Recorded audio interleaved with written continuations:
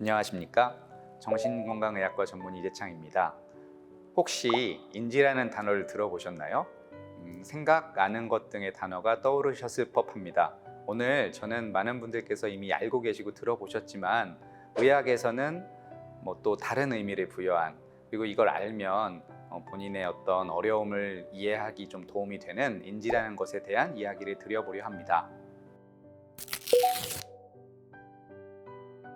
인지에 대한 이야기를 드리기에 앞서서 몸과 마음의 병의 차이에 대해서 설명을 좀 해드릴까 합니다. 몸과 마음이란 말을 우리는 많이 하곤 합니다. 신체와 정신이라고 이야기할 수도 있을 텐데요. 건강한 신체에 건강한 정신이 깃든다는 말이 있는 것처럼 실제로 이 둘은 유기적으로 연결이 되어 있습니다. 건강에서는 특히 그러합니다. 몸 상태가 나빠지면 마음의 상태가 같이 나빠지고 반대로도 그렇습니다. 근데 그렇게 비슷하게 여기다 보니까 둘의 차이를 놓치는 경우도 있습니다. 특히 병이 난 뒤에 치료의 과정에서. 그런데 신체의 치료 방법을 그대로 정신에 대입하는 것입니다. 우리가 살면서 경험하는 병 중에 흔한 걸로 감기를 들 수 있을 텐데, 감기에 걸리게 되면 약을 먹고 몸을 따뜻하게 한다든지 평소보다 활동을 줄이고 푹 쉰다든지 잠을 많이 자는 등의 활동을 하게 됩니다. 마음의 병의 치료에는 어떤 과정을 밟게 될까요? 전반적으로는 비슷한 과정을 거칠 수 있겠습니다. 약을 먹고 몸을 쉬게 하고, 하지만 몸의 치료와는 다르게, 신체의 치료와는 다르게 정신의 치료에는 다양한 치료 기법이 존재하는데, 여러 가지 이유가 있겠지만 가장 큰 이유로 정신이라는 것은 몸과는 다르게 우리 눈에 보이지 않는다는 특성이 있기 때문입니다. 다들 내 마음이니까 내가 당연히 알 것이라고 생각하면서 살아갑니다. 어찌 보면 당연한 말이기도 하고, 어떤 사람도 의심하지 않는 진실이라고 여기게 됩니다. 하지만 여기서 좀 궁금함이 생길 수 있습니다. 모든 사람이 내 마음을 정확히 알면서 살아가고 있을까요? 아직 제가 인지가 뭔지 말씀드리지 않았는데, 우선 메타인지라는 개념을 먼저 소개를 좀 드려보겠습니다.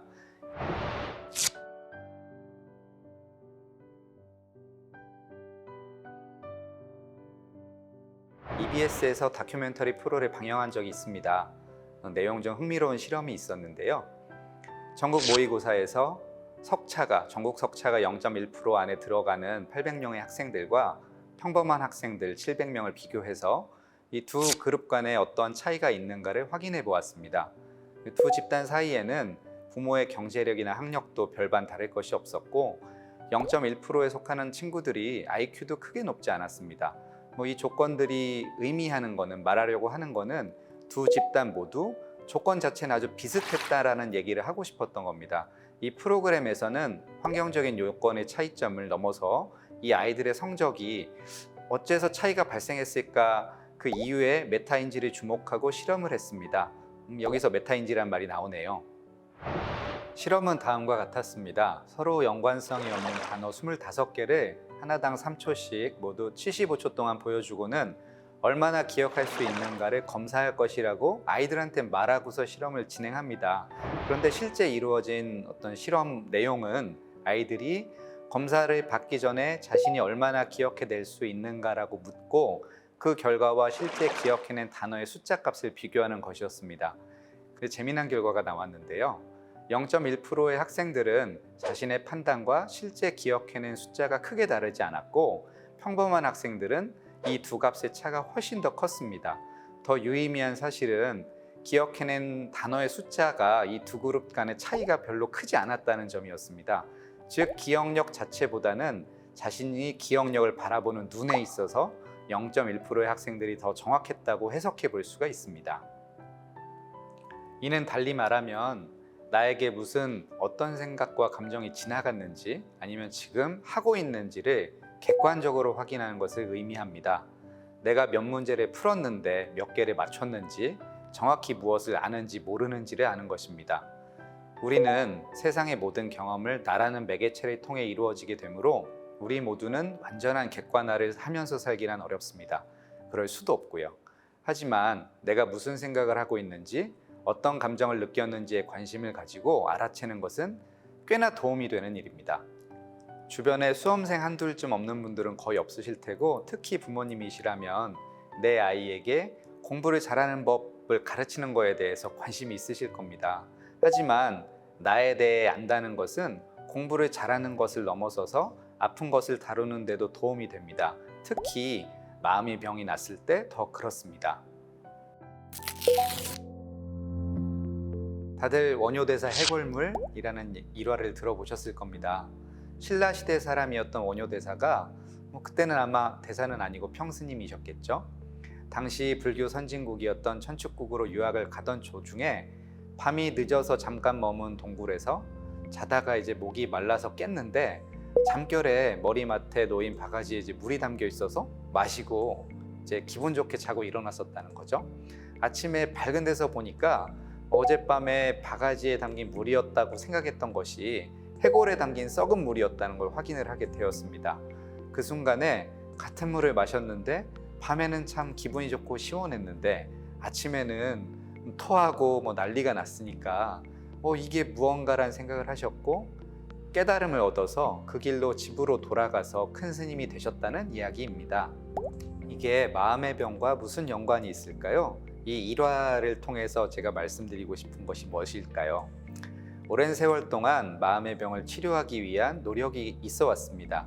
다양한 이론과 배경들, 그리고 그런 생각들은 처음에는 단순한 생각, 아이디어에서 시작했지만 점차로 과학적인 근거와 방법을 가지고 사람들에게 적용도 해보고 실험도 했고, 특히 이제 어려움을 가진 분들에게 계속 사용을 하게 되었습니다. 그것들 중에 의미가 있는, 그리고 실제로 도움이 되는 것들이 오늘까지도 이어오고 있습니다.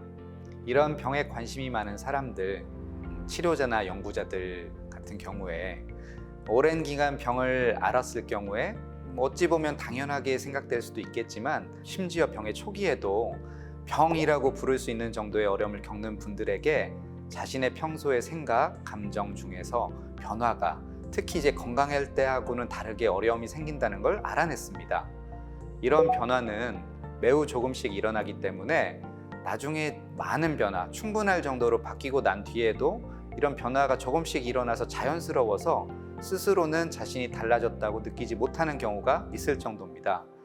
정신건강의학과 병원에 찾아와 도움을 청할 정도의 상태에 계신 분들, 이런 경우에 이런 변화가 이미 일어나 있는 경우가 많고, 대표적으로 우울감, 불안감 등의 어려움을 경험하고 있을 경우에 나도 모르게 나의 생각, 감정 등에 이미 영향을 받고 있을 수 있습니다. 자라보고 놀란 가슴, 소뚜껑 보고 놀란다는 속담에서처럼 특정한 상황에서 어려움을 겪는 경험을 한 이후에는 나도 그러고 싶지 않은데, 자신도 그러고 싶지 않은데 어려움을 반복 경험하게 됩니다. 우울증을 앓고 있는 분들은 마치 선글라스를 끼고 세상을 보는 것처럼, 셀로판지를 통해 세상을 보고 있는 것처럼 늘상 세상을 나름의 특정한 시선을 가지고 경험을 하게 됩니다. 아주 극단적으로 단순화시켜서 말씀을 드리자면, 병적인 우울감을 경험하신 분들은 우울증이라는 병이 나게 되면 나도 모르는 채 내가 경험하는 모든 상황을 부정적으로, 비관적으로 바라보게 됩니다. 어떤 일을 해도 자신감이 없고 잘 되지 않고 있다고 느끼고, 자신의 부족한 사람으로 자신의 내일이 무조건적으로 풀리지 않을 것이라 생각하게 됩니다. 심한 불안감은 어떨까요? 어떠한 계기로든 생긴 불안감은 병이 진행되어 가면서 딱히 불안해하지도 않아도 될 것 같은 상황에서도 스스로가 생각해도 지나치다는 생각이 들어도 불안을 떨쳐낼 수가 없습니다. 이렇게 힘든 시간을 보내다 보면 나름의 이유를 찾게 됩니다. 이러한 일이 있어서 내가 이렇게 힘들어진 거야, 이런 생각을 할 법합니다.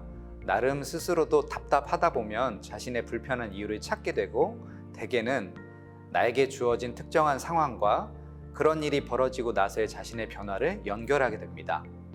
마치 원인과 결과처럼 마음속에서 그런 가설을 세우고 비슷한 상황에 따른 비슷한 경험을 여러 차례 반복하다 보면 내가 세운 가설은 실제가 됩니다. 이후로는 고민하지 않게 되고요. 그런데 과연 내가 내린 결론이 진실일까요? 내가 경험한 것과 똑같은 경험을 하면 누구나 나와 같은 결론을 내리게 될까요? 나와 아주 가까운 사람, 내가 잘 아는 누군가가 나 대신 그 자리에 선다면 같을까요? 이렇게 말씀을 드리게 되면 이런 말로 이어질 수가 있습니다.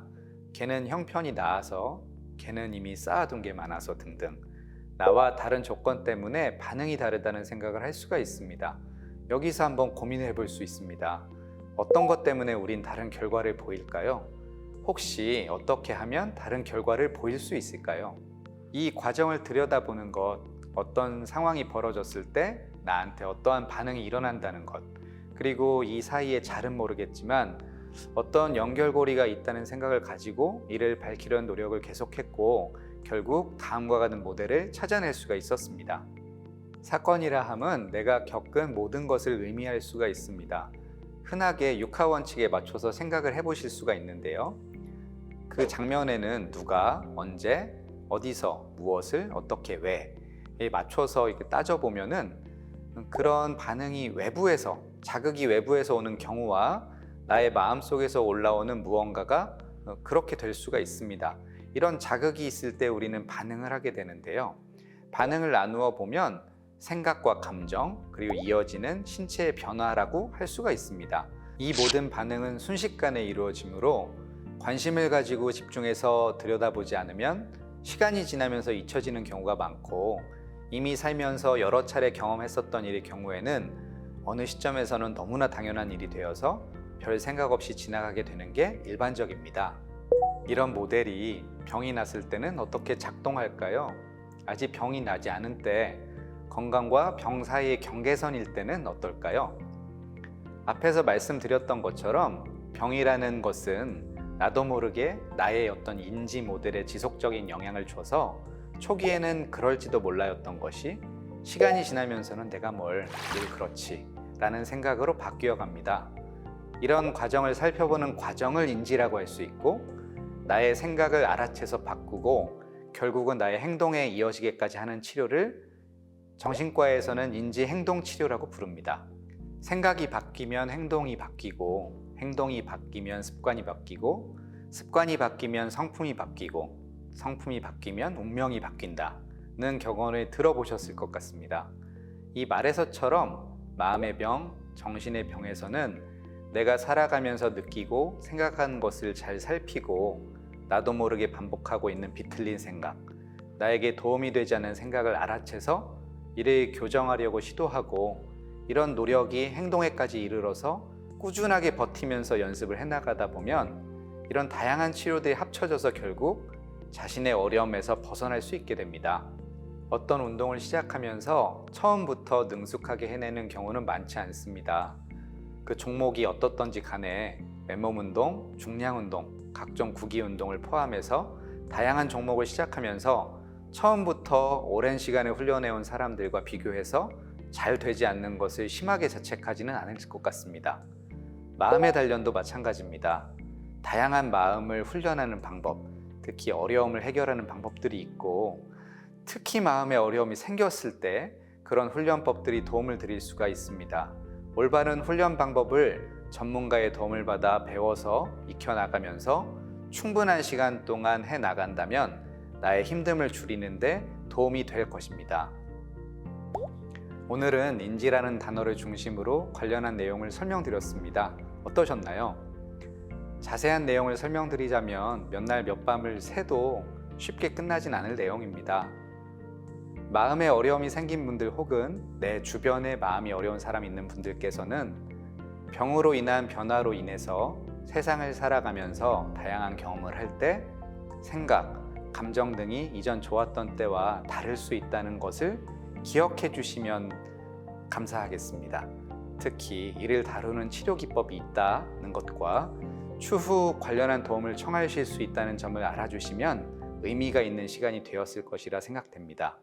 궁금한 것이 있으시면 댓글을 달아주시면 저희가 열심히 달겠습니다. 이상 정신건강의학과 전문 이재창이었습니다. 긴 시간 시청해 주셔서 감사합니다.